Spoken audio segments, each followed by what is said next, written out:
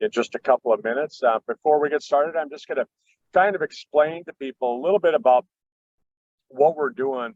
You know, when you look at network marketing, multi-level marketing, some people even call it pyramid marketing, whatever you want to call it, direct sales. Um, there's kind of some concepts that really people need to understand in order to really make this business really to really make it pump out some nice income. And I think that in a lot of cases people have some misconceptions on how to do the business, and it works, I mean, to a point. And I like to use myself as an example, because if somebody's done things wrong, um, I guess you could look at me. I've probably done a lot of the things that wrong that people can do wrong, and so I'm a great example of that, and I've learned from my mistakes, and that's the whole thing, is that you're not a failure if you get back up and you go at it again. And the people who fail are the ones that quit.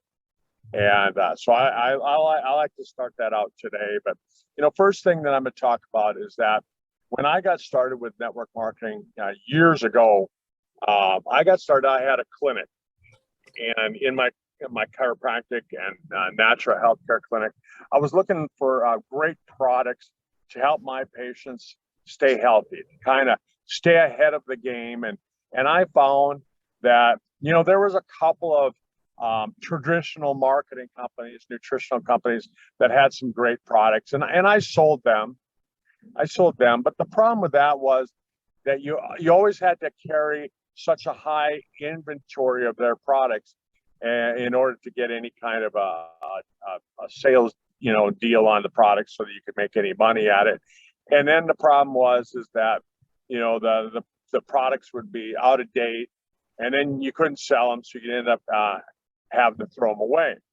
And I liked network marketing products because they tended to be more cutting edge. They tended to have a little bit better, oomph as far as power, because traditionally network marketing products aren't sold on price. They're sold on effectiveness. Does it work? Because when you're doing this business, you're talking to other people, you're talking to your friends, you're talking to your family, and you're sharing your story. What did it do for me? And that's the product part of the business. And so that's how I got started. I was looking for great products that I could market to my patients, and help them become healthier. The problem when you do it that way is when you buy the product and resell them, they're not really designed that way. Most companies don't have like a really good resale benefit for you, so there's not a lot of money in that side of it. And then you end up kind of with the whole thing like I talked about earlier, where you end up having to have some inventory, and it can go bad on you, and then you're stuck with that inventory, either using it yourself or throwing it away or whatever. But that's how I got started in network marketing. Is I thought, I'll buy these products, and then I'll turn around and I'll put them on a shelf, and I'll sell them to other people. And I did pretty well. I mean, I really want to say I did pretty well in my clinic, buying and reselling products, and I made it into, with that particular company, I made it into some of their leadership roles, selling products to patients. And a lot of people get into network marketing, and they find the products are great, and they think that's what the business is all about, just like I did. So they go out and they build a business selling products. The problem with it is that you can only sell so many products. You run out of time. You can't talk to any more people. You only have so many hours in a day when you can work. And so really, essentially, when you do it that way, you create yourself another job, one where you're trading time for money. And you think other people are going to, go out and they're going to do the same thing. And some people do, but generally speaking, you're the leader, and when you don't show up for work, neither does anyone else. And so you kind of you see your business have these peaks and then these valleys because it goes up and down depending on what you're doing. And so I started looking at that as I was building that, and I realized that in the industry, in the network marketing industry, 85% of your income, your paycheck, when you look at your paycheck at the end of the month, 85% of your paycheck does come from product sales. But, and this is the thing, this is the point that I want to make, but that 85% aren't found by you. They're found by other people. And so what I mean by that is that you go out and you find a few leaders, a few people that want to start a business, and they go out and find a few people that want to start a business, and you want to generate an income. And along the way, you find people that say, oh, wow, I really love that product, but I'm way too busy with what I'm doing, and I don't want to start another business, or I just don't have I don't have the ambition to do it. People will tell you that a lot of times, but I think that in a lot of cases, as network marketers, we don't hear them saying no, because they don't come out and just say no. They try and politely tell you no, and it leaves a bad taste in their mouth, because now the next time you come around or someone else comes around with a network marketing opportunity, they don't want to look, because they had a bad taste in their mouth the first time because you didn't accept their no, because you really didn't hear no. You heard them saying something else, like, oh, I'm busy on Sunday. No, that's the day that I do this. They come up with all sorts of excuses, and you just keep working through their excuses. And I remember when, and I got another story. I got a story for everything. I ran into my friend, and I was telling her about what I was doing, after my motorcycle wreck. And she said, oh, wow, that sounds really interesting. I said, yeah, it kind of is. And I was telling her about the products, about the Sisel products. And she said, yeah, I'd like to hear more. And I said, oh, okay. I said, when would be a good day for me to call you? And she said, well, why don't you call on Sunday night? I said, okay, what time? I did everything that I thought was right. And she said, well, call at 8:00. So I called at 8:00 on Sunday night. I said, hey, did you get a chance to listen to the videos that I sent you? And she told me, she said, no, not yet. I said, oh, okay. I said, well, we really don't have anything to talk about yet then, because you haven't watched any of the videos. And, and I wanted just to watch a simple video on Foucault or Spectramax or something like that. And I said, can I call you back tomorrow? Yeah, call me tomorrow. I'll for sure have time to watch it. So I called back the next day, which was a Monday, and I called back Monday night. And I said, hey, did you get a chance to listen to that? No, not yet. And, that's the first clue that they're trying to tell you no. They don't have any interest. They didn't listen to it the first time. They didn't listen to it the second time. They don't have any interest. But I was persistent, and I said, oh, okay. I said, I know something must have come up.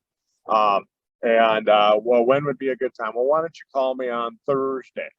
And I should have said when, the Thursday of never, but I didn't. I said, okay, I'll call you back Thursday. What time? And she told me. I called her back Thursday night at the appropriate time, and ring, no answer. Right? I left a message, and I'm like, hey, well, we had an appointment tonight. What happened? Blah, blah, blah, blah. I said, I'll call back on Sunday, because I knew she was home on Sundays. And I called back on Sunday, no answer. Boom. I should have taken that as clue number 2, but I didn't. I called back. I said, I'll call back on Monday. No answer. Finally, like 2 weeks later, me calling all the time, every day, I called back 2 weeks later, and finally she answered. And she said, you know what, Kurt? She says, I really don't want to get in a business where you have to harass people. And I thought about that, and I thought, well, I really wasn't harassing you. You told me you had an interest, right? And I should have taken the clue that she never answered her phone. She didn't list anything, is that she really didn't have the interest, but she was just trying to politely tell me no. But we don't learn, and so I learned my lesson, and hopefully you learned from my lesson, so you don't have to go through the same lesson. But yeah, that's a mistake that we made. And so my point being is that we all make mistakes at this, and my mistake was is that I chased the same person. You don't want to do that. You have to have a list, and we call it the inventory. I think a lot of people think inventory is product. Oh, I got to buy a bunch of product and have it on hand.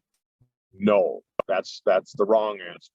That your product, your most important product, your inventory, is the people that you're going to be talking to. So that being said, today I was talking to a buddy of mine. I was sitting there in the lobby when my dad was getting his chemo over at Mayo, and he said, "Well, what business are you in exactly?"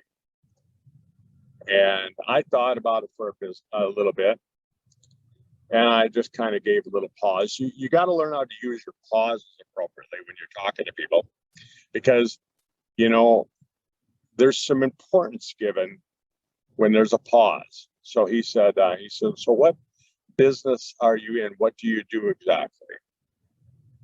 And I said, well, I'm in the business building business.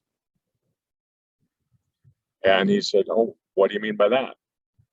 And he's familiar with network marketing. And I said, well, a lot of people think that I sell products. And I used to tell people that I was in the anti-aging business. But really what I'm in is I'm in the business finding people who want to have a business, and then I help them build their business. What their business is helping other people build businesses. So I'm in the business building business. And that's what you can tell people. You can take that line from me and you can use it directly. You're in the business building business. And so what do I mean by that is that when we take a look at network marketing, like I said, 85% of your paycheck comes from people who like the products. They buy the products month after month after month. When they get low on product, they come back to you and they say, "Hey, Kurt, I need some more of those, products. I need some more age pill. I'm running low on the age pill. I'm running out of Freud, and I got 2 days left of eternity, whatever, right?" And you get them the product. You have those people. 85% of the people who you get in your business, that's where your paycheck's going to come from. But about 5% of people that you bring in, 3 to 5%, are going to find the 85%. So that's really important to know, is that when you're talking about that, 85% of the people that you find, that's where your paycheck comes from, and 3 to 5% of the people that are the ones that will find the 85%. And so that's interesting. So in the business then, like when I talked to somebody, when I was talking to Darren, my friend Darren, and I said, so with Sisel, there's a couple concepts you have to understand. The first concept is really the concept of the business startup, right? And what I said was that, okay, if you're starting a sandwich shop, you have to have a loaf of bread. You have to have some deli meat. You have to have some cheese. You probably got to have some mayo and things like that to start your business. You got to have some advertising. You got to have a sign. You got to let people know that you're in business. You go out and find those customers that come and buy sandwiches from you. And by the time you buy all your supplies, you pay for your marketing, your rent, your heat, your sandwich cooker, and toasters and all that stuff. If you charge $10 for a sandwich, by the time you get all said and done paying all your overhead, you might be lucky to make $1 profit. So you go to work working in your sandwich shop. So not only do you make the dollar profit, but you also make the hourly wage. So again, just like I did in my clinic when I was selling network marketing products, that created another business, another job. And you're not going to get any residual income from it. You're not getting any leveraged income from it. You're just building a business, and you have to have an inventory, just like having vitamins. That it goes bad, you can only use that one loaf of bread for so long before you have to throw it away, and you have to get a new loaf of bread because the sourdough gets to be pretty hard. Cheese gets hard, meat goes moldy, you can't use it anymore. So, there's problems with that. How much money do you get stuck into that? All those things. So with our business, we have overhead. The nice thing about it is you only have to buy enough overhead that you're going to personally use yourself, but you can also use it as sales tools. You can hand it out as giveaways. You can sell it to other people if you want to, but really you want to become your own best customer if you want. And you could really build this business just on the fact that you're going to become your own best customer. You can be your only customer if you really want to be. But you go on, you find other people who want to start businesses. And in our case with Sisel, with our compensation plan, the way you max this thing, and you really don't max it out, but the way that you build it is you build it in blocks or steps of three. So you find three people who want to go out and build a business. And you start the business with the overhead, your toaster, and things like that. And it's called a wealth builder pack. And we have a number of different packs that, eventually Katie will go through them again, and she'll go through the different wealth builder packs that you can buy. But you buy a wealth builder pack, and what that does is it allows you to get paid all of the compensation. It's a one-time purchase that you make, and now you've got your Sisel business built to the point where you can enjoy the benefits of every piece of the compensation plan. And then, just like in the sandwich business, now you got to replace that loaf of bread, you got to replace that cheese, you got to get some new. Oh, they're done. You got to get some cheese and all those things next month, and that's your monthly overhead. So in our business, you got to make a purchase of products, and I recommend that you stay on the don't stop. So sorry, my dad's driving here and the sun is shining right in our eyes. But you got to have that overhead each month. And with that overhead, with Sisel, the way you maximize the compensation plan out is that you buy the 300 PV of products each month, which is it cost you somewhere around $350 to $500 a month, depending on where you live. If you're in Australia, there's a little bit more shipping. There's things like that is not going to be as much as, say, if you live in Salt Lake City, Utah, where they just ship across town. And so that's what you do. And what you do is you help those three business builders go out and find three business builders. And those three, you help them find three, and you help them find three. And so what you're doing is the business of helping other people build businesses is built on blocks of three. So you find three, who find three, who find three. And bottom line is, the next question that people ask me is, well, okay, so I've gone out and done this, and I've found three people, and I've helped them find three people. And now what do I get paid for it? Well, the answer to that is you get paid 7% on the business that they've built, and the business that you've built. And with that 7%, if you've gone out and found three, who found three, who found three, you're roughly going to get paid anywhere between, I'm going to say, between $800 to $2,000 a month. And if you're doing it right, if you're not chasing people, if you're not harassing people, like I was talking about earlier, you should be able to build your business, putting in, really seriously, if you could give it a serious hour a day, and you don't have to say, oh, I'm going to work from 6 till 7 on every day. You could do it in little blocks of time. Like you could work from 12 till 12:15. You could work from 5 till 5:30 as you drive home in your car, and you're just using your cell phone as you drive. Things like that. You can break out blocks of time, and I can show you how to do that.